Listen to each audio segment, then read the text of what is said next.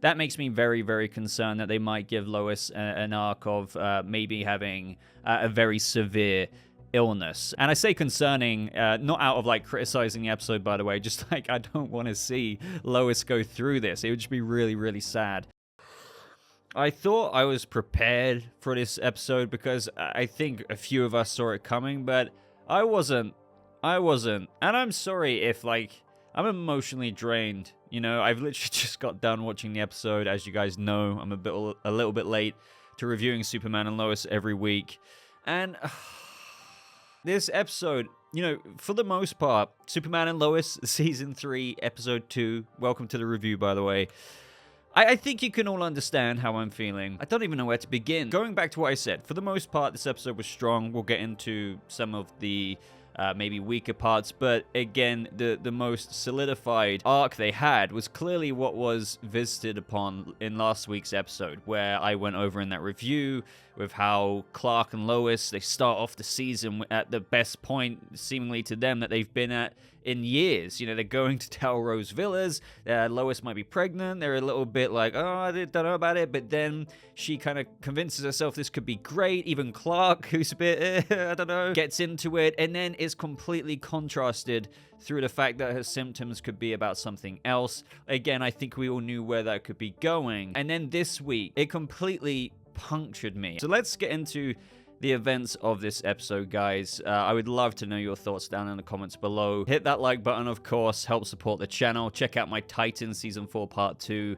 trailer that released yesterday. I did a breakdown, so I'd appreciate some support on that. But yeah, already going right into it, before we had the Superman and Lois title screen, it just shows everything that is on Lois's mind before that without saying a single word. Like, not a single word. She was alone in this episode with it because she, as per at the end of the episode, wanted to process it a little bit, which I think is fair enough. And even in of itself, what I liked so much about, or what I like about Superman and Lois doing this storyline, as long as it's handled carefully, but with this episode, I feel like they demonstrated that they are taking care or with this story, is that it is something a lot of people can relate to. I don't need to preach about this. I would say a large majority of people know someone, whether it's extended family, close family, friends, or whatever, who have been impacted by this very thing that Lois is going through. So I think it is going to hit emotionally so hard for so many people, not to mention how talented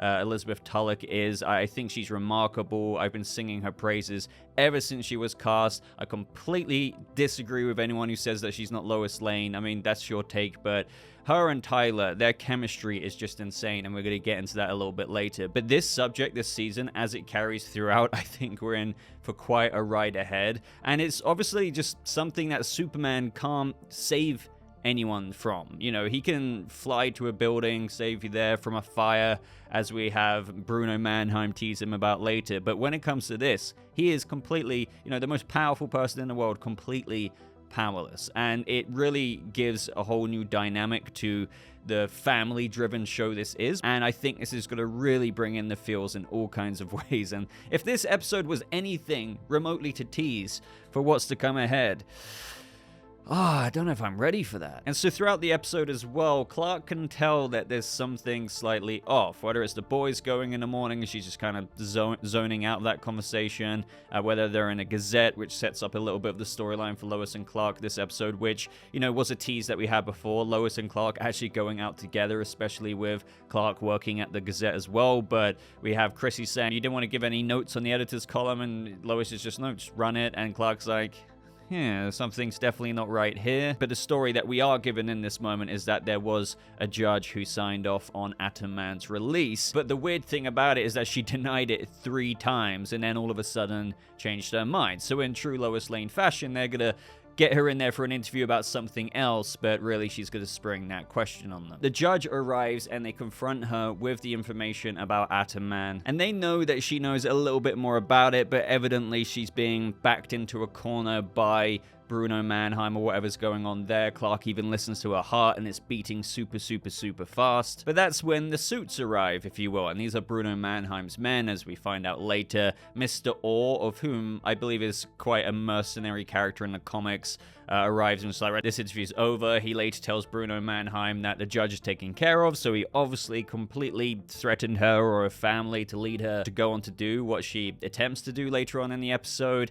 We have Lois and Clark leave the building, and Lois, again, acting a bit strange, and Clark says that he's there for her because he can tell that there's something she's keeping from him. But that's when Mr. Orr comes out the building, and she says to follow him and who it could lead to, which led to a very, very interesting scene between Superman and Bruno Mannheim that we'll talk about in just a little bit. So for the most part, I'm enjoying this part of the episode. Obviously, we have all the hints of Lois, and we're all waiting for the build up to that actual reveal. But we also had the Lois and Clark journalistic moments, the pursuit of this somewhat main storyline, even though Superman and Lois tend to do it in doubles, if you will. And what I mean by doubles is villains. Think about it. In the past, we've had quite a few at a time, but I always feel like they handle it quite well. It doesn't feel like one character is somewhat less important than any of the others. They sprinkle it out nicely. So we've had like Bizarro, Ali Alston, but also Anderson. So this season, although we haven't seen everyone else behind the curtain, but we've got Bruno Mannheim, Onomatopoeia. And then, as the CW have heavily marketed, we're getting Lex Luthor. So considering this is only episode 2, I didn't expect leaps and bounds and mad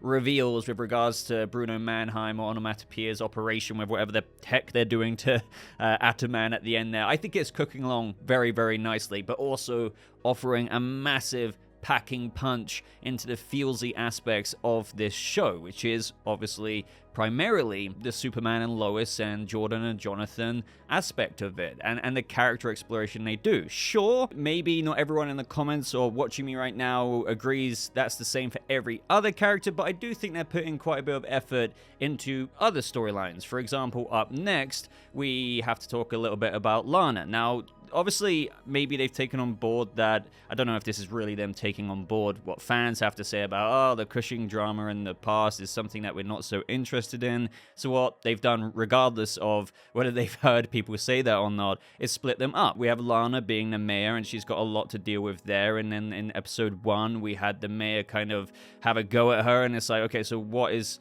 he really concerned about with what Lana's doing in terms of moving that money? And then he rings her up this episode and gets murdered on the phone from Onomatopoeia. And yes, I didn't actually know that was Onomatopoeia last episode. I feel like an idiot, but hey, I know now. Right before he dies, he teases to Lana over the phone. It was always about the pride of Smallville, which leads to something a little bit later. And he gets killed in a similar way to where it looked like there was shotgun shells there through the impact, but no pellets left behind, when Kyle and Chrissy were talking about it a little bit later, which, just to quickly address that, I feel like they are still cooking along that storyline between them both, which maybe people aren't super invested in right now, but it is still giving perhaps a new beginning for those two characters, and not to mention also Lana, because maybe I'm reading too far into this, but when John Henry Irons told her about, oh yeah, Sarah went to a party, and she's like, what? And then invited her in, it's like, oh yeah, I was cooking something anyway. It can be completely platonic. It totally can be, but at the same time, this is the CW, and even though I regard this show much, much higher than other CW shows, I wouldn't be remotely surprised if something does cook between Lana and John Henry Irons. Before we go back to these other storylines, we have to talk about the other one, which I don't know if so many people are going to be super invested in, and that's when we had Natalie and Sarah go to the party. Sarah was all up for being a wing woman, asking if Natalie had anyone on her Earth who's still on this Earth that she was interested in, which leads to that Metropolis party. Jordan and Jonathan happened to end up at the same party, but I suppose it was quite a big party, so they could be in the same circles. It's the same age group, so it ultimately led them there. I wish we saw Jordan and Jonathan flying, though, because he said that he had a bug go in his throat on the way there. But yeah, no, it would have been cool to see him carry his brother there. But I didn't really find myself caring so much about this. Just a lot of my notes that I've got here is, They arrive to the party. Eliza doesn't give a crap about Jordan, just wants to kind of crack back on with Jonathan. Jonathan's apparently got another girlfriend now, or seeing someone, and dips out of that. Jordan pisses off some Metropolis guys with spilling beer on him, bumps into Sarah. They have another kind of situation-esque ship thing going on where they talk about, okay, let's not let this be awkward, let's have fun together, and they go on to play beer pong. Before that, actually, she sets up Natalie with a guy, and that seems like it could be going somewhere. I understand that we can't forget that these characters are important characters in the show as well. Even though it's called Superman and Lois, you do have the sons of Superman and the children of these other families as well. But yeah, I don't know. All I can say is I wasn't super invested. I felt like a bunch didn't happen, other than the underlying theme of that Jordan has to go over some heartbreak, and Jordan and Sarah just maybe getting a bit more used to not being together, or maybe Jordan is getting more used to that because they had a good time playing beer pong. But I don't know. I just don't think a lot happened. And I'm not saying it was terribly bad. It was just like, I suppose, some fluffing out the episode in between all of the other way more interesting things happening. Now, going back to the dinner with Lana and John Henry Innes, again, let me know if you think they're going to cook, quite literally, something up between those two. They talk about the final words that she heard from the old mayor, and then she realizes, the pride of Smallville, that's on the crest in my mayor's office. So they decide to go there, and they find a USB drive that they were going to look at, and I really thought that the episode would let them have the thumb drive to kind of further the storyline of what's going on with Lana. But this is where Onomatopoeia comes in, goes ham, takes the thumb drive, and decides to spare them. And now in this moment, I thought that was very interesting. I was like, why wouldn't this person kill them? But then it's revealed later on at the end of the episode that it's because Onomatopoeia, they killed John Henry Innes on this Earth, but obviously they're not aware that this John Henry Innes is from another Earth, so I guess they want to keep him alive to kind of find out what the heck happened there. But I guess what I'm wondering now is, Lana really caught up in this storyline? Does that thumb drive really link to what's going on with Bruno Mannheim? And I guess what I'm trying to say, if you backstep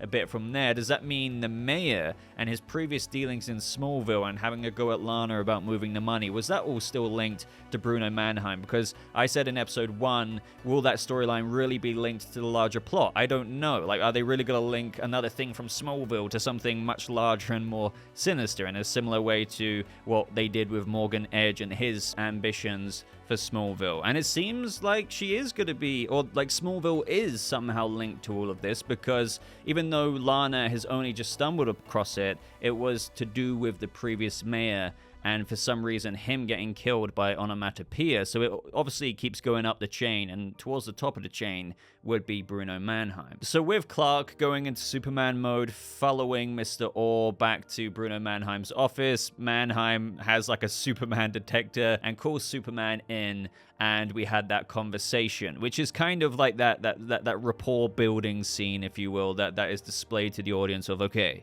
here's the main hero with seemingly one of the antagonists or bigger antagonists of this season, or biggest, who knows. But I found this very, very cool, because one thing I will say is that Chad L. Coleman, he's such a good actor. I've seen him in so many things, whether it's The Expanse, Walking Dead, you name it, and he always speaks his lines, and he's so immersed and articulates with such conviction that whatever role he plays, there's such a charismatic delivery behind it. Now, here we have a little bit of a confrontation from Superman, with him saying, "What did you do to Atom Man?" Making it very known that he knows that he had something to do with it, which is true. He was literally commanding everyone in that little subway station to reanimate him, and we were back there again at the end of this episode. While we had Bruno Mannheim deny inter-gang rumors, but again, we know it's all true. Now, the whole gist of this conversation is that he was kind of taking this opportunity to bounce back at Superman for saying how whatever he's done, Bruno Mannheim that is to help people. Watching people like Lex Luthor and Morgan Edge become billionaires while his community, of which was teased in that first episode, the suicide slums, was being completely disregarded and no one was going to come there and save them. So he rose up, but I'm guessing the whole deal is he had to do some fairly dodgy things along the way. And we know this man is a fairly diabolical diabolical person, because we've literally seen scenes of him do some seemingly diabolical things, but the whole thing about it is that he's doing it for a reason, while Superman, he's kind of taking an opportunity to take a stab at him, saying, what do? Just save someone from a fire? And it's like, you kind of aren't giving him enough credit there. This whole time you've been on the planet, you haven't changed a damn thing. And it's like, I get what they're trying to say here, but it's like he literally did stop the frickin' Bizarro Earth and this Earth from merging, and God knows how many other, like, planet-punching saving events. So I don't know about that, Bruno, but I guess the point you're making is that Superman can save people, but maybe not literally save people out of their situations in that certain part of Metropolis that Bruno Mannheim grew up witnessing. So I suppose there's this kind of dynamic where Bruno sees himself as someone who has made a difference, yet he's looked at by the world as this really, basically how people kind of look at other villains, right? But people look at Superman as this god and savior, and look at how much he's done. Superman can't necessarily maybe make the real change that he was boasting he made within communities, so there is a bit of resentment there. I'm still wondering what the big picture is, because he was talking about changing that community, but like, what is he trying to achieve with that subway station, with bringing Atom Man back? And what we saw last episode and this episode, you know, he granted Atom Man superpowers, we know that for a fact, but surely it's not as plain and simple as a plot of just, oh, we need to give everyone the ability to become a powered person like Superman. That just seems way too basic for me. So very, very, very intrigued as to what they're cooking here. Maybe I'm missing something so obvious, so I would love to know your theories as well. But this is where Superman hears Lois talking to the judge, trying to talk her off the edge, literally,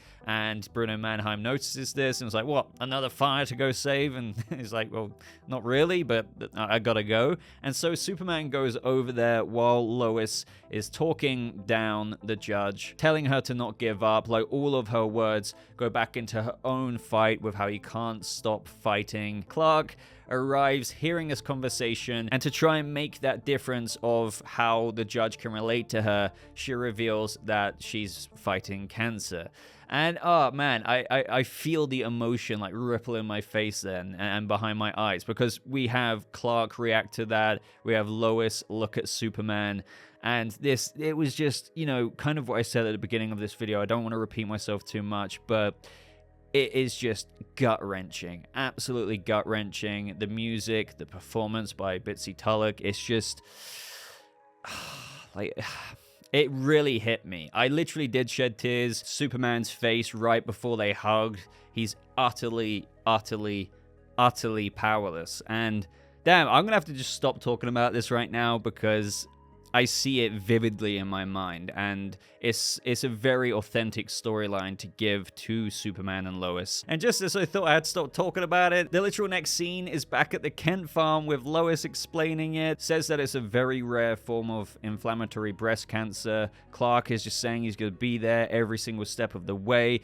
And again, I think what's really gonna capture a lot of people is how many people will relate to this. Even if you can't personally, it's something I think everyone can get into the headspace of imagining that affecting you personally, and then just, you know, translating that onto these characters. And I don't think you even need to try, because the performances are very, very profound. Not to mention when the boys get home as well, expecting to be in trouble, and then boom, it just compounds and compounds again. But that being said, though, do you think that the end goal is that Lois will recover, and it's going to just kind of be a long arc this season about never giving up, fighting? There may be some scary turns along the way where things might not look bright, but through perseverance, resilience, that's what they're going to try and execute with this storyline, and hopefully Lois will come through the other end. But I do want to stress, I do think, especially given the care that they took this episode, that they're going to show that it's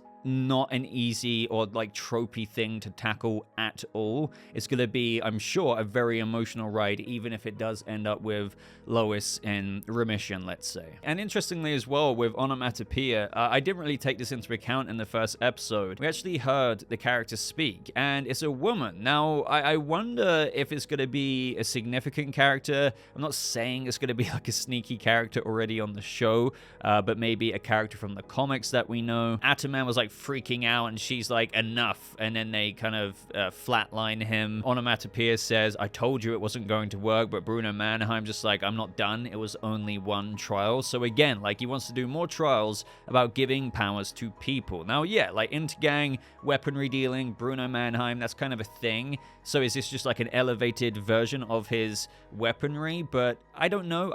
I want this to be about something quite bigger than just giving people superpowers. Like, what is the end goal here? Because then, even though this is wrapped up in a different storyline with Bruno Mannheim and, you know, the way and method of doing it, it does feel like, oh, you know, remember how XK gave people powers and what was going on there? So I'm sure there is more to it. We're literally only on episode 2. How is Lex Luthor going to get involved in all of this as well? Let me know your ideas. But as far as I'm aware, that is mostly everything in this episode. So for episode 2, it really has teed up this season in a very decent way.